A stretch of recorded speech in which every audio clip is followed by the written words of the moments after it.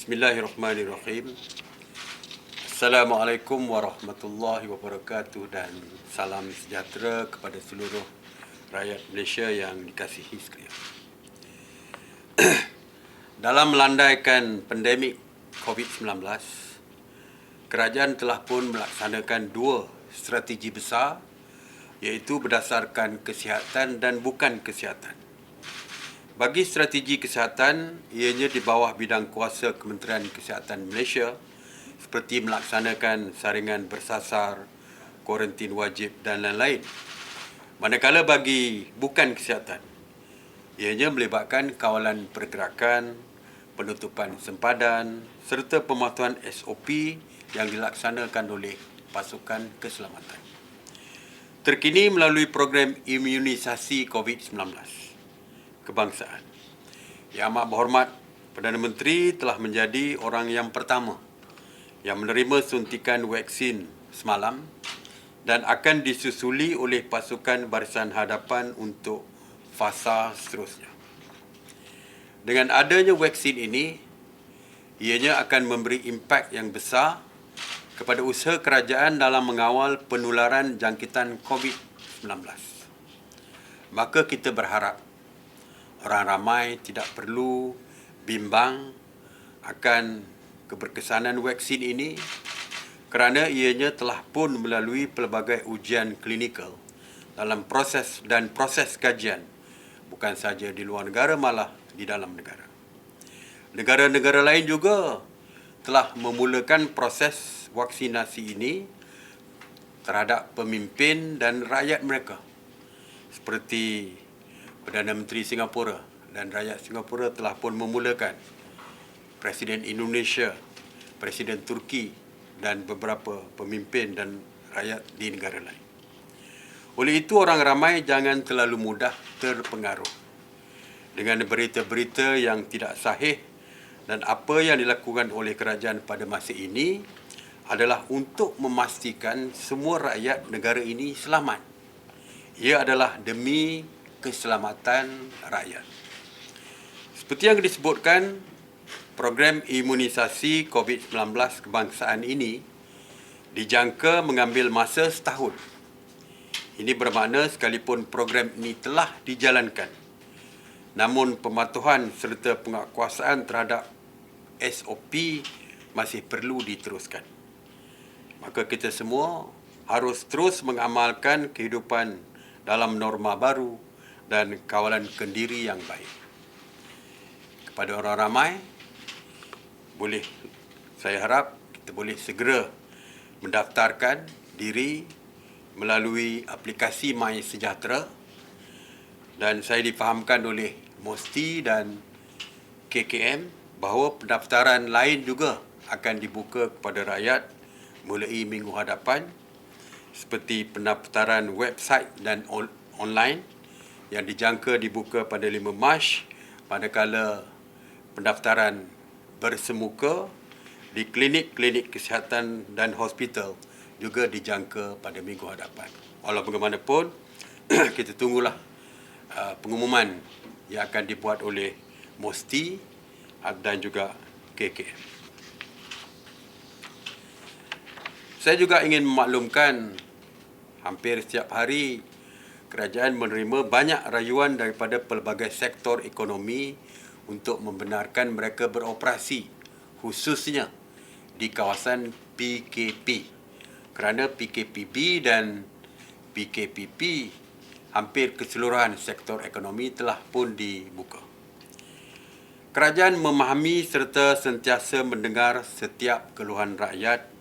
Malah apa jua keputusan yang diumumkan sebelum ini sebenarnya telah mengambil kira risiko serta laporan data daripada pihak berkaitan, terutamanya Kementerian Kesihatan Malaysia. Seperti yang diketahui semua rakyat di negara ini, jumlah kes COVID-19 masih 4 digit dan kerajaan sentiasa berhati-hati sebelum membuat keputusan demi memastikan keselamatan rakyat terjamin sekaligus mengekang penularan COVID-19. Rayuan dan permintaan orang ramai dibawa ke dalam mesyuarat jawatankuasa teknikal PKP dan kerajaan masih mempertimbangkan untuk membenarkan dan tidak beberapa aktiviti lain beroperasi. Kerajaan amat memahami permasalahan yang dihadapi rakyat sejak pandemik COVID-19 yang mana memberi impak besar dari segi ekonomi dan kehidupan seharian mereka. Mungkin ada pihak yang tidak bersetuju mengenai beberapa keputusan yang dibuat oleh kerajaan. Tetapi ia telah mengambil kira beberapa perkara penting, terutamanya kelangsungan hidup, kerana sebahagian besar daripada mereka ini terdiri daripada golongan yang tiada berpendapatan tetap dan juga daripada golongan berpendapatan rendah. Justru masih terdapat banyak lagi perkara yang memerlukan pertimbangan dan penelitian terperinci. InsyaAllah, kerajaan akan terus menimbang segala rayuan sebaik mungkin. Jadi marilah kita terus mematuhi SOP dan menjaga kawalan diri agar kes penularan dapat dikurangkan. Mesyuarat teknikal semalam telah membincangkan mengenai kelonggaran kepada ibu bapa untuk merentas daerah dan negeri bagi menghantar anak-anak ke sekolah atau ke asrama bagi sesi persekolahan yang akan bermula pada 1 Mac 2021 ini. Sehubungan dengan itu, mesyuarat telah bersetuju bahawa ibu bapa yang menghantar anak mereka tidak perlu lagi mendapatkan surat kebenaran polis daripada pihak polis, namun hanya perlu menunjukkan surat yang dikeluarkan oleh pihak sekolah ketika melalui sekatan jalan raya.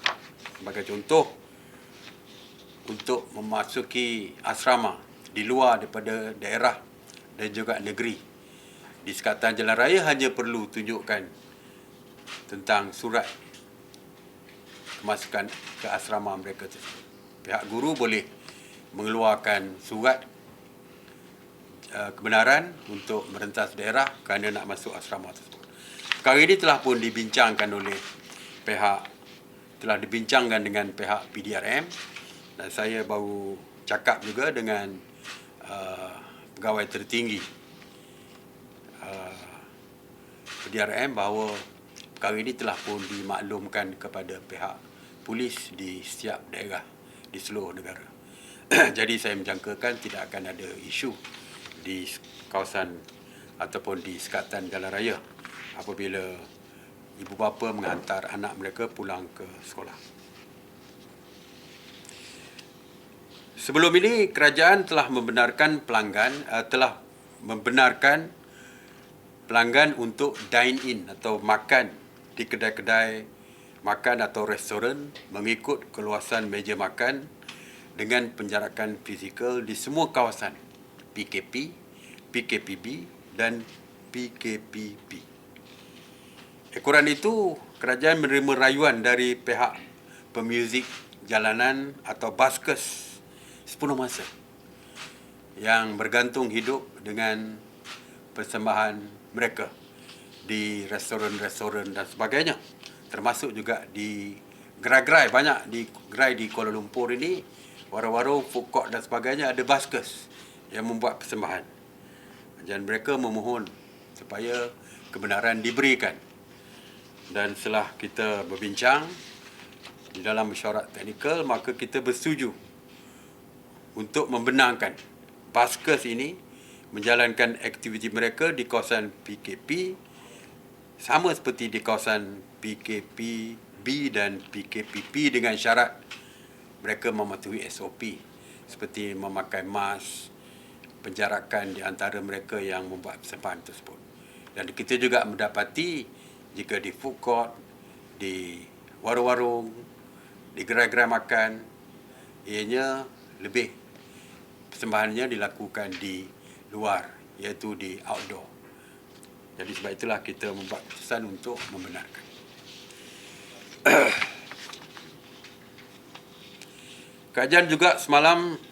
Kajian sebelum ini telah membenarkan aktiviti meetings insentif, conference dan exhibition ataupun MICE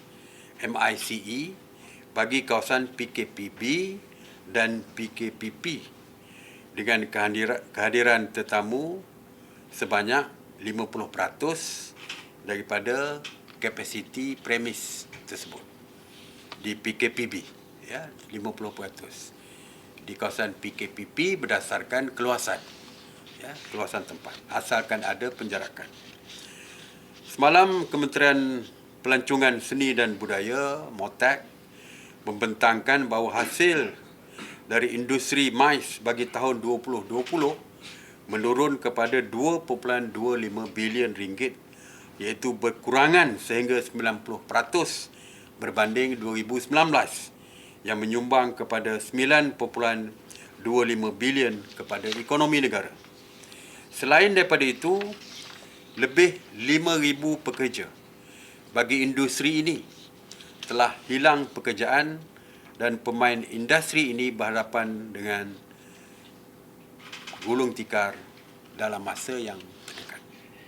Setelah berbincang, setelah mendapat pandangan daripada semua ahli jawatan kuasa teknikal termasuk Kementerian Kesihatan, maka kita bersetuju untuk membenarkan aktiviti MICE serta mesyuarat bersemuka di kawasan PKP dengan had kehadiran 25% daripada kapasiti premis atau maksimum 250 orang atau mana yang lebih kecil dengan mematuhi aspek penjagaan sosial dan SOP yang lain. Seperti kita tahu, bagi pandangan kita lebih mudah untuk membuat kawalan di kawasan yang tertutup supaya keluar masuk dapat dikawal.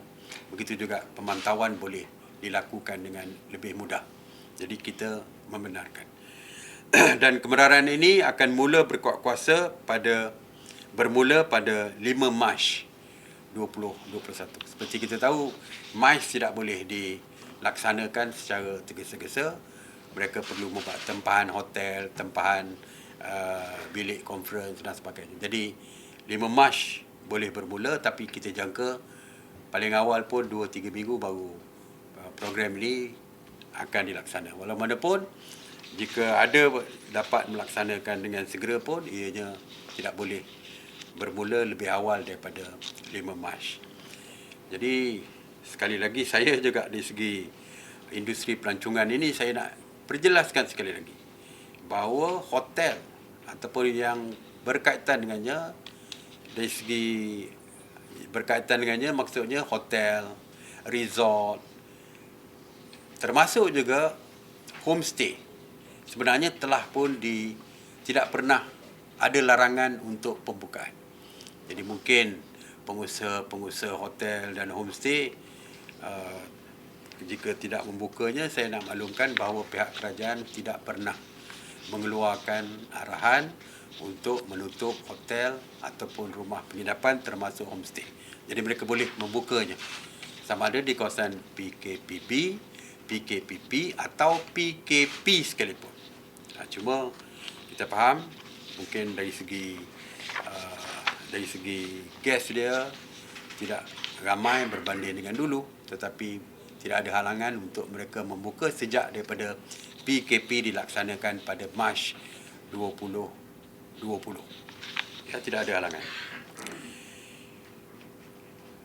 Kajian saya ingin maklumkan mengenai penamatan PKPD.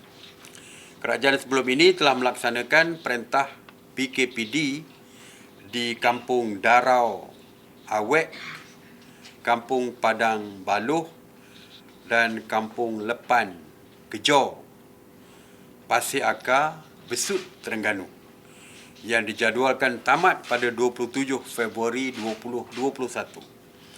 Sehingga kini KKM telah melaksanakan 108 ujian saringan dan daripada jumlah itu secara kumulatif sebanyak 39 kes telah direkodkan. Walau bagaimanapun, KKM mengesahkan baki kes aktif di lokaliti ini menunjukkan trend penurunan. dan semua kes sudah di-discharge manakala kontak rapat telah melengkapkan tempoh House Surveillance Order ataupun HSO.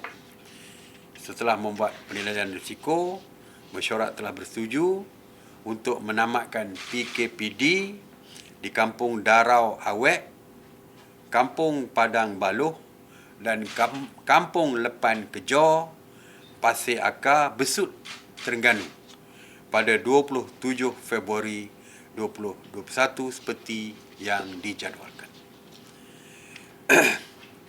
Mengenai Task Force Operasi Pematuhan, semalam sebanyak 3,537 pasukan Task Force Operasi Pematuhan PDRM yang terdiri daripada 15,270 anggota telah melakukan 68,199 pemeriksaan bagi memantau dan menguatkuasakan pematuhan SOP di seluruh negara. Semalam PDRM telah menahan 460 individu di atas kesalahan engkar SOP dan daripada itu 388 telah dikompaun, 70 direman dan 2 dijamin. Antara kesalahan engkar termasuklah gagal menyediakan peralatan merekodkan butiran diri pelanggan sebanyak 135, tiada penjarakan fizikal 109. Jadi kes-kes yang sama juga direkodkan hampir setiap hari. Kesalahan yang sama. Mengenai Ops Benteng yang mengawal kawasan sempadan negara, terutamanya dari dibolosi oleh parti, semalam Ops Benteng telah berjaya menahan 23 orang parti, 2 tekong serta merampas 11 buah kenderaan darat dalam operasi yang diadakan di seluruh negara. Dalam operasi tersebut, 125 buah bot atau kapal turut dikesan di perairan negara. Pada masa yang sama, seramai 34 parti turut berjaya diusir melalui 4 aktiviti pengusiran. Seperti yang saya jelaskan, bahawa kita lebih sebenarnya mengutamakan kaedah pengusiran daripada tangkapan. Kerana kalau tangkapan, ianya akan membebankan kita. Kerana mereka akan dihantar ke depo-depo tahanan dan sebagainya. Ada di kalangan mereka membawa virus COVID-19 yang akhirnya merebak di kalangan rakyat kita. Jadi kita lebih suka kalau usir mereka itu. Yang kita tangkap tu apabila mereka telah pun masuk ke kawasan negara kita. Dari segi sekatan jalan raya, Ops Benteng semalam sebanyak 466 telah dilaksanakan. Mengenai Ops Sanitasi Awam, semalam sebanyak 104 Ops Sanitasi telah dilaksanakan di seluruh negara yang merangkumi 34 zon merah, 11 zon jingga dan 4 zon kuning yang melibatkan 519 anggota Jabatan Bomba dan Penyelamat, 230 pihak berkuasa tempatan dan 5 agensi lain. Mengenai kuarantin wajib, semalam seramai 663 individu tiba di semua pintu masuk antarabangsa negara dan kesemua mereka telah dikuarantin wajib. Jadi kuarantin wajib ni ada yang 10 hari dan ada yang 7 hari. Iaitu jika sebelum mereka pulang ke tanah air, mereka telah membuat swab test 3 hari sebelum pulang sampai ke negara kita, mereka akan dihantar untuk kuarantin wajib selama 7 hari lagi. Jadi semua sekali sama ada sebelum tu dah buat swab test ataupun kalau yang tidak, ianya akan mengambil tempoh 10 hari untuk dikuarantin wajib. Secara kumulatif sejak 24 Julai 2020 sehingga 24 Februari 2021, seramai 130,335 individu rakyat kita telah pulang ke tanah air melalui pintu masuk sempadan antarabangsa. Mengenai tapak binaan, semalam penguatkuasa CIDB telah membuat 52 pemeriksaan tapak binaan di seluruh negara dan hasil pemeriksaan didapati kesemua tapak binaan mematuhi SOP yang ditetapkan. Ini barang keperluan asas, 756 pemantauan oleh penguatkuasa Kabinet HEP ke atas 11 jenis barangan bekalan yang terdiri daripada 560 di peringkat peruncit, 165 di peringkat pemborong dan 31 di peringkat pengilang. Kabinet HEP juga melakukan 1,743 pemeriksaan khas pematuhan SOP dan daripada jumlah itu 1,739 premis mematuhi SOP manakala 4 lagi diberikan nasihat. Dari segi dapatan oleh Kabinet HEP dari segi pemantauan terhadap barangan keperluan, Kabinet HEP mengesahkan barangan keperluan adalah mencukupi dan stabil dan mudah diperoleh. Okey, itu saja. Saya buka kepada soalan.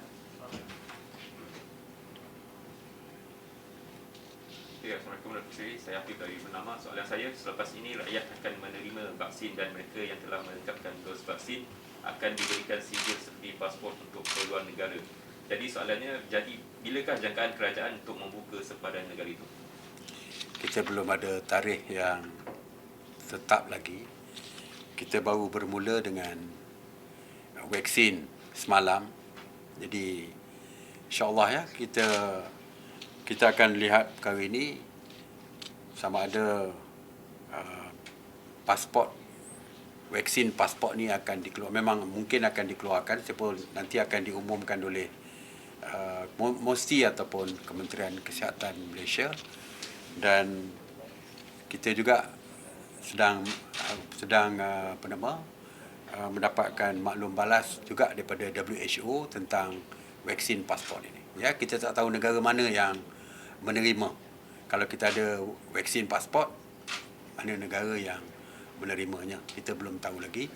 Ataupun kita tak tahu vaksin jenis apa yang diterima oleh negara-negara luar. Jadi mungkin terlalu awal untuk kita nak buat keputusan dari segi pembukaan sempadan ini, kerana hari ini semalam merupakan hari pertama dan hari ini dan seterusnya masih lagi terlalu awal untuk kita menetapkan sama ada kita nak buka sempadan atau tidak. Ya, kita pun belum ada keputusan lagi. Belum ada perbincangan pun setakat ini tentang tarikh untuk membuka sempadan. Ya.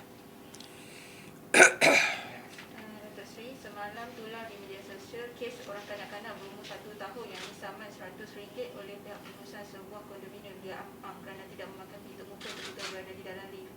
Jadi apa pandangan Datuk Seri mengenai perkara ini, dan adakah pihak selain daripada MKN boleh menyaman orang awam sekiranya tidak memakai pelitup muka? Arahan memakai pelitup muka ataupun SOP pelitup muka ini adalah di bawah Akta 342, di bawah Kementerian Kesihatan Malaysia. Tindakan mengeluarkan kompaun dan sebagainya boleh diberikan oleh Kementerian Kesihatan dan juga mereka yang diperturunkan kuasa oleh Kementerian Kesihatan. Setakat hari ini yang diperturunkan kuasa misalnya PDRM telah pun diperturunkan kuasa oleh Kementerian Kesihatan untuk melaksanakan penguatkuasaan dan juga tindakan seperti mengeluarkan kompaun dan sebagainya. Jadi pemakaian pelitup muka ini tertaluk kepada Akta 342 ini. Dan pegawai yang boleh ambil tindakan yang diberi kuasa. Dan setakat ini kita tidak memberikan kuasa kepada pengurusan kondo dan apartmen atau pejabat mana-mana untuk mengambil tindakan. Dari segi kuasa dia tidak ada. Ya, kalau kuasa pada peringkat pengurusan kondo, ianya berkaitan dengan peraturan di dalam kondo tersebut seperti menjaga harta di kawasan kondo tersebut. Katakan ada perbuatan-perbuatan yang melibatkan apa kita panggil vandalism, memecahkan segala peralatan yang ada di dalam kondo. Itu adalah kuasa di bawah pengurusan, ya. Itu pun saya yakin mereka juga tidak mempunyai kuasa untuk mengeluarkan kompaun. Kalau berlaku vandalism, mereka merapu kepada polis yang boleh menangkap sesiapa saja dari segi vandalism, ya, di dalam kawasan mereka. Dan ini berkaitan dengan SOP. SOP bukan di bawah kuasa mereka. Ini di bawah kuasa KKM. Kerana punca kuasanya adalah Akta 342 di bawah KKM. Dan mereka yang lebih kuasa, seperti saya kata tadi, mereka saja yang ada kuasa, iaitu polis. Yang lain-lain tak boleh. Jadi, apa yang dilakukan oleh pengurusan di kondo Ampang ini adalah salah dan tidak boleh dilakukan, ya. Jadi saya harap mereka menarik baliklah kompaun RM100 yang diberikan kepada kanak-kanak berumur 1 tahun pula tu. Ya, jadi tindakan yang tidak munasabah lah bagi saya. Okey. Okey, saya Maria dari Berita RTM, Datuk Seri. Saya ada 2 soalan. Soalan pertama saya, situasi dia macam ni, ada 4 pelajar berumur 17 tahun lah. Keluar sehari dalam satu kereta dan polis menahan mereka ni dan dikatakan alasannya bukan tinggal dalam satu rumah, bukan dengan dalam alamat yang sama dan telah melanggar SOP. Jadi driver ataupun pemandunya disaman RM1,000. Boleh Datuk Seri bagi komen tentang situasi ni dan sebab ada kekeliruan sikit tentang situasi ni. Katanya kan seperti sedia maklum, kereta kan tak ada had penumpang. Jadi tapi penumpang yang alamat tak sama boleh atau tidak sebenarnya? Itu soalan pertama. Okey. Soalan pertama. Ada soalan lagi? Saya ni ringkas je. Datuk Seri ada maklumkan sebelum ni yang MKN akan berbincang berkenaan kebenaran pedicure dan manicure. Adakah sudah keputusan telah dibuat berhubung perkara ni? Okey. Apabila kita umumkan di kawasan PKP ada 2 daripada satu rumah untuk keluar. Itu mula-mula dulu. 2 orang, satu rumah. Apabila saya umumkan kali kedua, iaitu di kawasan PKPB dan PKPP, 4 orang boleh, bukan 4 orang. Kereta berdasarkan kapasiti tempat duduk. Kalau 4, kalau MPV mungkin 6 atau 7. Dan selepas tu saya umumkan di kawasan PKP juga dibenarkan mengikut kapasiti tempat duduk. Dan tidak pernah disebutkan, saya percaya waktu itu, yang mengatakan bahawa hanya daripada rumah yang sama. Jadi bermakna kalau tidak ada disebut tentang daripada rumah yang sama, bermakna tidak timbul isu dari segi kena alamat yang sama dan sebagainya. Jadi tidak timbul lagi. Iaitu bebas untuk dari segi penumpangnya, bebas daripada rumah yang berbeza pun boleh, asalkan ianya mengikut kapasiti tempat duduk. Ya, kita sebut kapasiti tempat duduk sebab kesalahan duduk berlebih daripada jumlah yang dibenarkan itu di bawah peraturan-peraturan ataupun undang-undang jalan raya lah. Ya, tidak kena mengena dengan kita. Kita membenarkan daripada rumah berbeza pun boleh, bukan rumah yang sama. Okey? Terima kasih. Ada lagi? Oh, yang medicure. Semalam kita ada bincang, kita bangkitkan perkara ini. KPDN HEP membangkitkan untuk medicure dan pedicure ni. Bukan setakat medicure, pedicure. Macam-macam list yang panjang. Korek telinga lah, macam-macam.